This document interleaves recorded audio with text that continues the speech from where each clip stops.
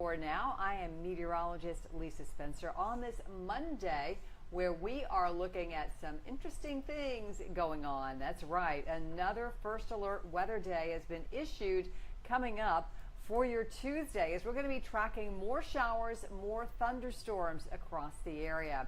We're going to take a look at that to get the latest timing and see what's in store for the rest of the week, because I'll give you a hint. You're going to need your umbrella a fair amount of the week. So let's get right to it. We're going to start with our first alert weather day and what we're going to be looking for as we make our way through the next 24 hours.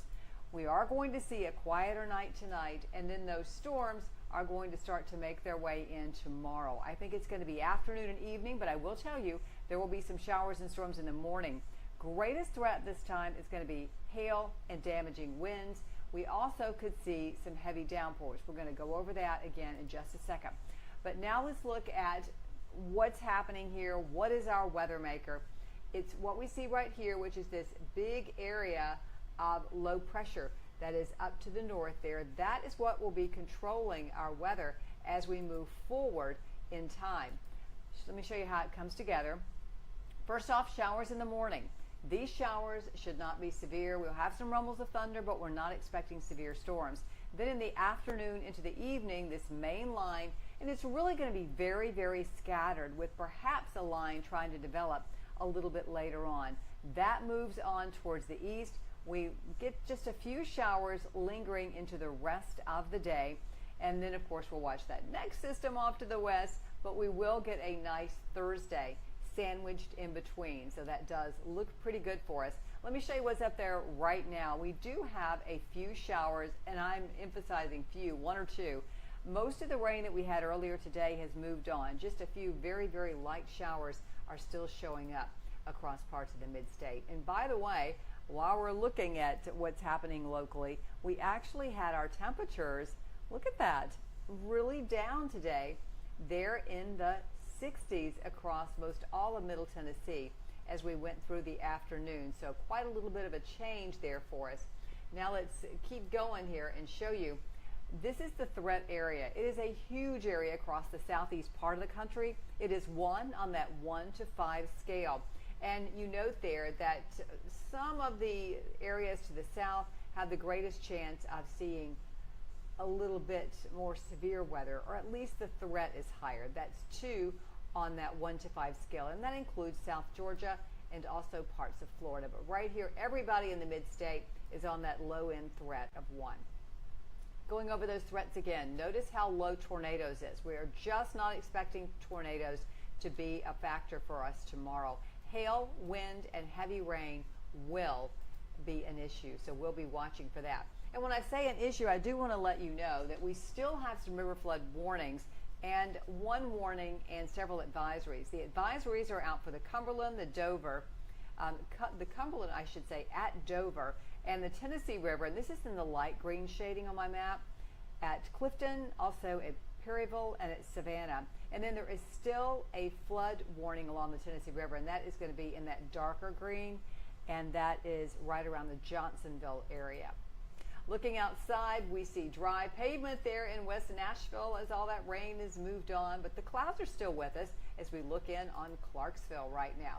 Now we want to check in time and see what's going to be happening here on our Futurecast as we move forward. Now, I mentioned to you tonight all that rain really settling down, no issues for us there.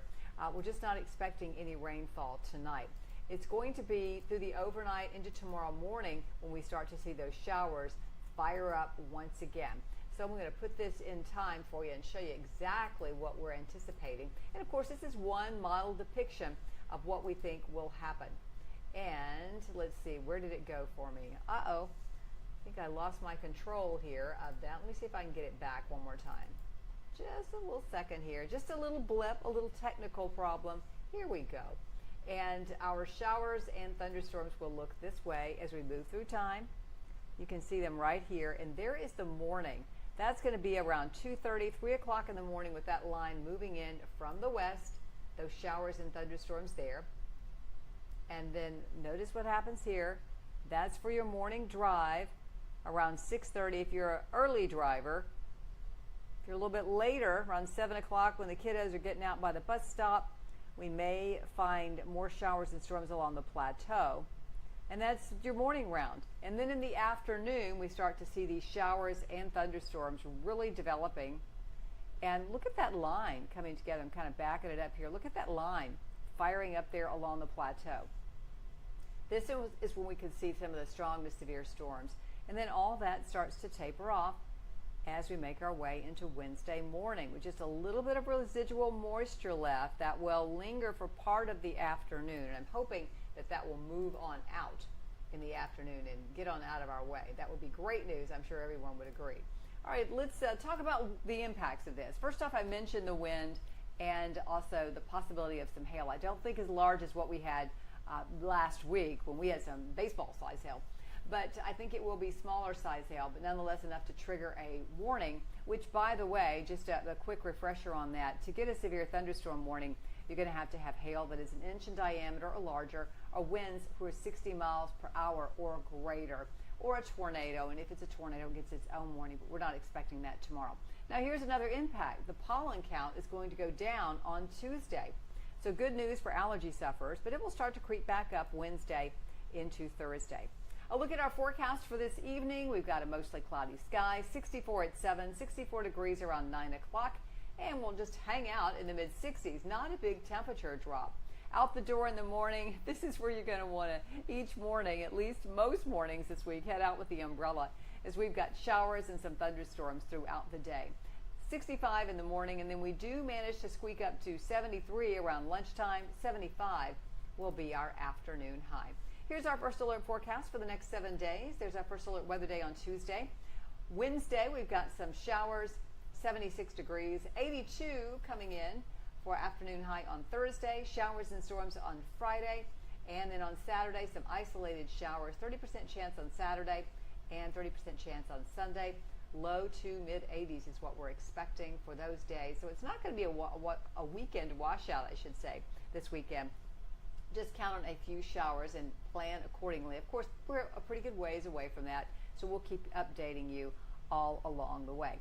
And you may notice my feeds there at the bottom, my social media feeds, my Facebook, my X, also Instagram, and my YouTube. Well, just a little quick sidebar. I'm also simulcasting this on my Facebook page at Lisa Spencer WSMV, and also on my YouTube channel at, that is youtube.com/c/Lisa Spencer. So that's another way you can get these updates. It's my goal to simulcast these each day on both of those platforms as well. So if you like this, give me a comment there, and certainly if you're on YouTube or also on my Facebook page, I'd love to get your comments and see if this weather update each evening, just a little after 7, would be something that you would like to see here on Facebook, on YouTube, and also we're streaming on our WSMV for streaming services as well. All right, my friends, I'm going to show you that 7-day one more time, leave you with that, and hope you have a fantastic evening, and invite you to join me tonight on WSMV4. And if you want to, you can also watch WSMV4 News at 10. We will be streaming that as well, and you can also find it on our streaming on our WSMV4 app. Have a great night.